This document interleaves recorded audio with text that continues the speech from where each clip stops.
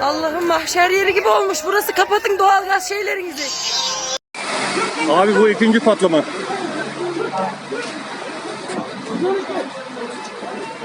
Bu ikinci patlama.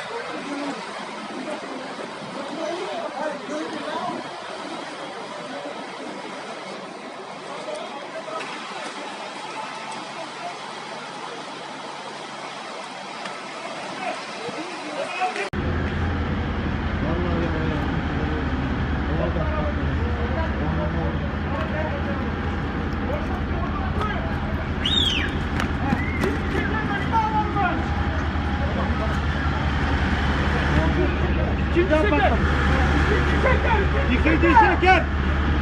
Şeker. Bir şeker patlamış. Allah